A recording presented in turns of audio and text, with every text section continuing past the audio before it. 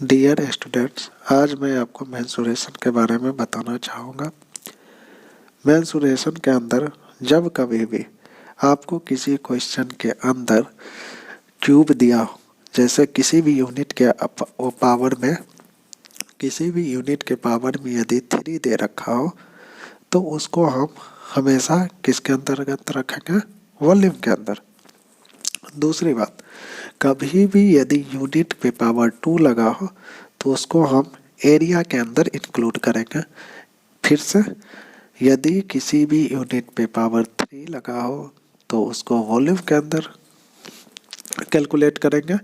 यदि किसी पे यूनिट पे पावर 2 लगा हो तो उसको एरिया के अंदर इंक्लूड करेंगे। तो सबसे पहले मैं आपको आज क्यूबाइड के बारे में बताना चाहूँगा। क्यूबाइड के अंदर 6 फेस और 12 एज होता है। तो volume of a cuboid is equal to length into में ब्रेथ इंटू में हाइट होता है। Total surface area of a cuboid is equal to 2 into में एल बी प्लस का बी एच प्लस का L H, where L is length, B जो है breadth, H जो है वो हाइट है। Area of 4 walls is equal to 2 into H bracket के अंदर एल प्लस का B. Diagonal of a cuboid, diagonal of cuboid के अंदर डायगोनल ऑफ क्यूबाइड का मतलब होता है root under L square plus का बी स्क्वायर प्लस का एच स्क्वायर अंडर रूट। अब देखो, उसके बाद चलते हैं नेक्स्ट पे, क्यूब पे। क्यूब में 6 फेज होता है, एज 12 होता है। Volume of a cube is equal to side पे पावर, साइड को 3 बार मल्टीप्लाई कर देना, मतलब साइड का cube. Total surface area of a cube is equal to होता है 6 इंटू में साइड का square. Area of 4 walls, area of 4 walls in case of a cube is equal to 4 side का square. Diagonal of a cube, diagonal of a cube जो होता है वो √3a के बराबर होता है। उसके बाद नेक्स्ट चलेंगे सिलेंडर पे। सिलेंडर के केस में क्या होता है, जो वॉल्यूम होता है वो पाई आर स्क्वायर एच के बराबर होता है, जहाँ पे आर क्या होता है, रेडियस होता है, रेडियस ऑफ द सिलेंडर, और एच क्या होता है, हमेशा height of the cylinder. Curve surface area of cylinder is equal to 2 pi R H. Area of the base is equal to pi R square. Total surface area is equal to 2 pi R H plus का 2 pi R square. 2 pi R square इसलिए आया, नीचे का base area plus में ऊपर का जो upper part है उसका एरिया भी बेस एरिया के बराबर होगा, इसलिए दोनों को ऐड करेंगे तो 2 पाई आर स्क्वायर आ जाएगा। जब दोनों को ऐड करेंगे तो 2 पाई आर एच प्लस का 2 pi R square is equal to 2 pi R bracket के अंदर एच प्लस का आर। अब यहाँ तक क्यूबाइड, क्यूब और सिलेंडर में कहीं कोई प्रॉब्लम नहीं होना चाहिए।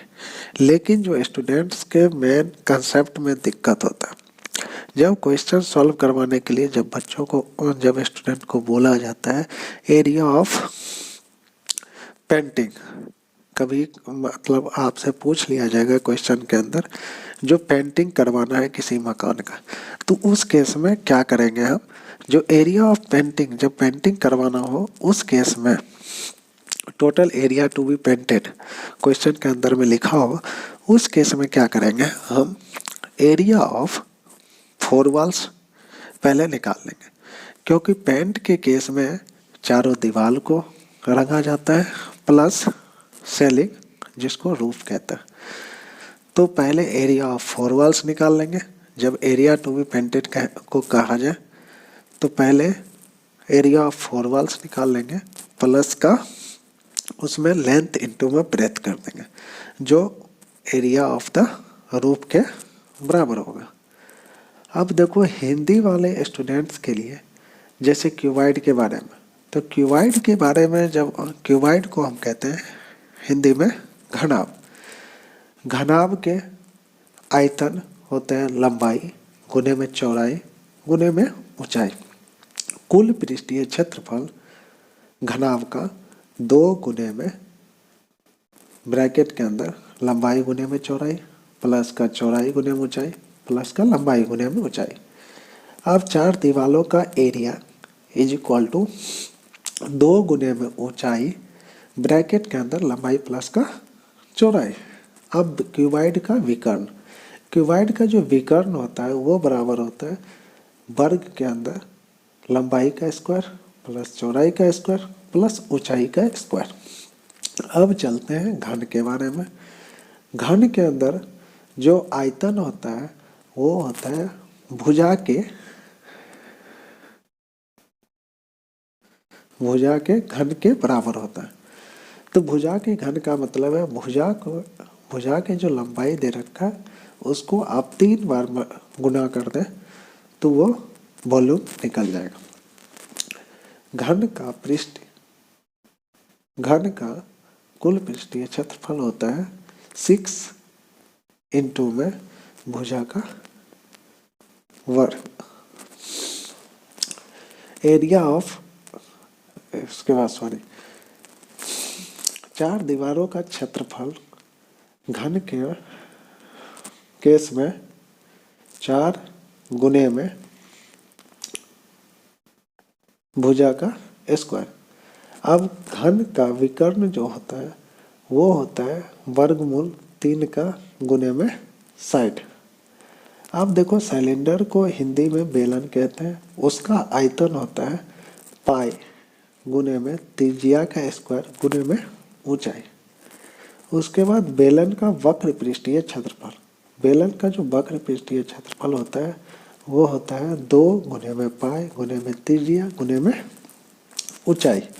अब देखो area of base, area of base का मतलब होता है आधार का क्षेत्रफल।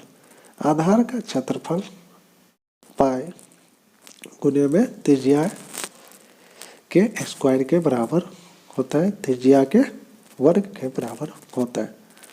अब कुल पृष्ठीय क्षेत्रफल बेलन का होता है वो होता है 2 गुने में पाई गुने में त्रिज्या गुने में ऊंचाई प्लस का 2 गुने में पाई गुने में आर का त्रिज्या का स्क्वायर, जिसको हम कॉमन लेके लिखते हैं 2 गुने में पाई गुने में आर 2 गुने में पाई गुने में त्रिज्या ब्रैकेट के अंदर ऊंचाई प्लस का त्रिज्या।